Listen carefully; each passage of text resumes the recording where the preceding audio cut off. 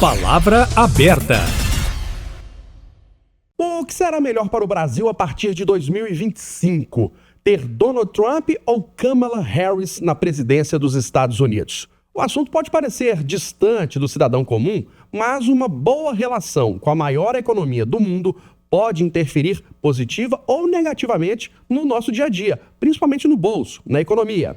Do ponto de vista político, quais serão os impactos da nova gestão americana para a esquerda, liderada pelo presidente Lula, e para a direita, tendo à frente o ex-presidente Jair Bolsonaro? Para fazer uma análise sobre o processo de sucessão na presidência dos Estados Unidos, eu, Eustáquio Ramos, recebo agora no Palavra Aberta Digital o analista de política internacional, professor da Faculdade Arnaldo, Vladimir Feijó. Olá, professor, obrigado pela presença. Ei, Eustáquio, uma satisfação, obrigado pelo convite. Professor, inicialmente, por que os países têm que ter uma boa relação e por quê? Qual a importância de ter uma boa relação do nosso país com a maior economia do mundo?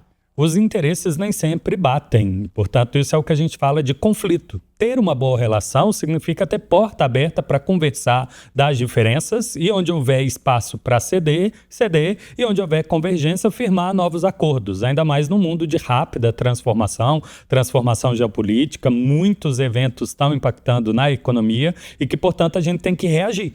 E tendo os Estados Unidos como a maior economia, é um espaço lógico de beneficiar a nossa dentro dessa reação, se tivermos um acordo firmado com eles. Mas aí para o cidadão comum, no dia a dia, para a economia, para o bolso, para empregos, né, para produtos mais baratos, mais caros, por que a boa relação é importante? O que significa o presidente da República ir lá conversar com o presidente, ou o presidente ir lá vir aqui, eles participarem de reuniões nos organismos internacionais? É parte do que o Brasil produz, é também o que os Estados Unidos produz. Portanto, dependendo da postura americana, eles podem nos ver como rivais econômicos e colocar imposto de importação no que a gente vende para eles, dificultando as empresas daqui seguir produzindo e manter o nível de emprego.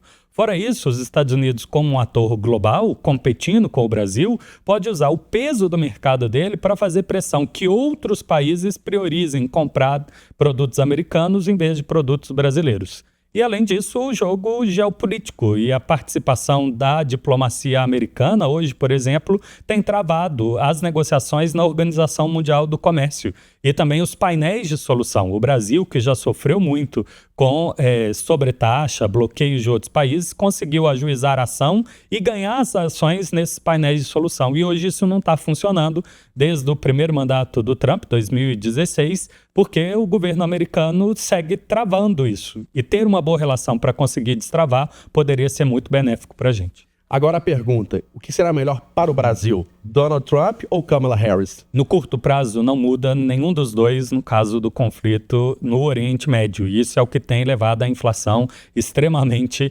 acelerada, dificuldade do fluxo entre a Ásia e as Américas, a Europa também, reduziu quase 40% a circulação de navios. Então isso é menos produto ofertado, mais pressão inflacionária.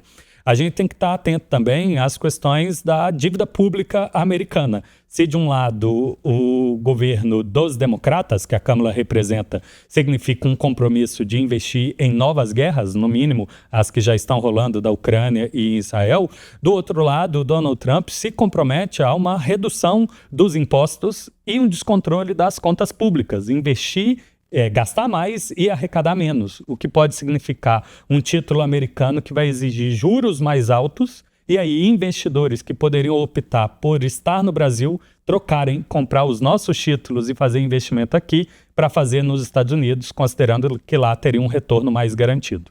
E é interessante o que o senhor fala de gastar mais, arrecadar menos, e é o que está acontecendo mais ou menos no governo do presidente Lula, que está sendo bastante criticado em relação à meta fiscal. Mas Donald Trump não é da mesma linha ideológica do presidente Lula, é mais ligado ao ex-presidente Jair Bolsonaro. Aí como é que poderia ficar essa relação do presidente Lula, que vai continuar como presidente aqui, com essa proposta de gastar mais, né, o governo gastar mais com a população, mas alinhado, né, nesse caso, com a política lá do Donald Trump, mas não ser aliado do Donald Trump? Porque não é uma situação específica direita e esquerda. Então, como um todo, a gente poderia categorizar os políticos em outro padrão. Por exemplo, o populismo, dar atenção ao que o povo pressiona e, portanto, aumentar os gastos ou diminuir impostos e empurrar o problema das contas públicas, quem sabe, para outras gestões. Eu imagino que, no caso do Brasil, a proximidade do Lula com o Biden era natural, porque eles construíram as suas carreiras dentro do sindicalismo e usaram isso no argumento da eleição. Do lado do Jair Bolsonaro, a proximidade com Trump é natural pelo discurso de valores, pelo discurso em favor de família e também um discurso patriótico, o que quer que isso represente para cada pessoa, mas pelo menos eles usam essa expressão. Num segundo mandato, o Lula teria que ter uma política pragmática com o Donald Trump, sabendo de todas as dificuldades, de todos os potenciais embates, se considerado o que aconteceu entre 2016 e 2020, especificamente nas tarifas, nos bloqueios e também a participação nos organismos internacionais, que o Brasil deseja ter mais participação e os Estados Unidos, durante a gestão do Trump, não deu muito apoio, queria ter primazia. Em sendo a Kamala Harris, eu tenho um pouco de dúvida, Eustáquio, porque ela é uma política sem uma pauta muito bem definida. O que tem de certeza é um apoio dela às liberdades civis, e isso coincide com a agenda da atual gestão presidencial brasileira. O tema ambiental, também o governo brasileiro se apresenta nesse tema, mas falando de Trump e Kamala sem falar do Congresso americano fica incompleto. Então eu não tenho certeza absoluta se o que o Trump pretende e a Kamala pretende seriam aprovados pelo Congresso americano. Por enquanto, a tendência é de um Congresso trumpista, não só do Partido Republicano, quanto trumpista, caminhando para o que ele propuser ter facilidade de aprovação. Já a Kamala, não sei se teria essa facilidade. Hoje, 2024, o Brasil tem uma boa relação com os Estados Unidos e, no próximo ano, tende a melhorar ou piorar, independentemente se for Trump ou Kamala? O nosso pior momento histórico foi quando se pegou espionagem na telefone mesmo da presidência da República, no governo Obama, tudo por questão desse jogo geopolítico, e de lá para cá as coisas se acalmaram. Os países se comprometeram a linhas de diálogo e mantêm uma política pragmática, onde há coincidência de interesses, sim, onde há divergência, pelo menos o caminho para a conversa. Mas a tendência maior hoje é de distanciamento entre Brasil e Estados Unidos na diplomacia internacional. Já essas questões de comércio, fluxo de turismo, tudo isso está muito tranquilo e a tendência é seguir como tal. Ô, professor, agora do ponto de vista político, se o Donald Trump ganhar a eleição, for o próximo presidente, a direita fica fortalecida no Brasil, tendo em vista do alinhamento ideológico do ex-presidente Bolsonaro, e se a Kamala Harris ganhar, a esquerda, já que há um certo alinhamento aí com algumas pautas, ganha força aqui no Brasil também ou não? É bem possível imaginar pelo jogo de ideias. Como a gente comentou, o alinhamento automático do presidente Lula com o Joe Biden, pelo seu histórico, Jair Bolsonaro faz parte de um grupo conservador que tem frequentes reuniões internacionais, e durante a gestão do Trump, o Bolsonaro não era presidente do Brasil e estava convidado, frequentava esse círculo, trocava experiências, trocava oportunidades de parcerias caso viesse ser a presidente, continuou conversando com ele, mesmo Trump tendo saído durante toda a sua gestão. Então eu imagino que no mínimo a base vai se sentir energizada, sabendo que a ideologia não está sozinha dentro do Brasil. Do outro lado, eu acho que o movimento de esquerda, independente de qual seja a política, o partido político do Brasil, pode se beneficiar dessa ideia de que os Estados Unidos implementam agendas que aqui estão sendo implementadas. Então fica um pouco mais fácil exercer pressão no Congresso para que essas pautas sejam colocadas em votação, que hoje estão em segundo plano por outras tantas prioridades políticas. Agora, um dos principais assuntos mais delicados nos Estados Unidos diz respeito à migração, ou migração ilegal. Até, por coincidência ou não, no dia que o Trump sofreu o atentado, ele estava falando justamente sobre migração naquele momento. Enfim, mas a gente sabe da quantidade de brasileiros que tem nos Estados Unidos. A migração vai ficar mais ou menos rigorosa com Trump ou com Kamala? Em ambos os casos, eu acho que haverá pressão, porque a sociedade americana realmente está descontente pelos milhões de refugiados e milhões de imigrantes ilegais que estão no país.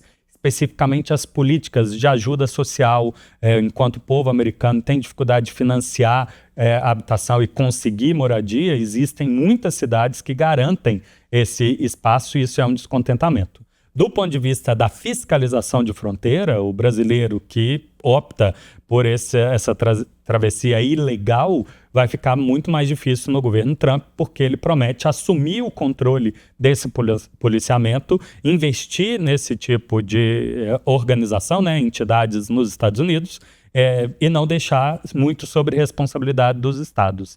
Já a proposta do Partido Democrata, da Kamala Harris, ela é um pouco mais vaga. Ela discute que o caminho para reduzir a migração é abrir a oportunidade da migração legal, abrir novas oportunidades de visto e de se tornar cidadão americano. Mas eu não sei se isso reduziria o impacto, né, de quantidade de pessoas que desejam migrar para os Estados Unidos ou significaria uma burocracia maior. Realmente a proposta é um pouco mais difícil de implementar nesse sentido de analisar o impacto para os brasileiros. Agora, para a gente finalizar, para o mundo, né? O senhor falou agora há pouco da guerra no Oriente Médio.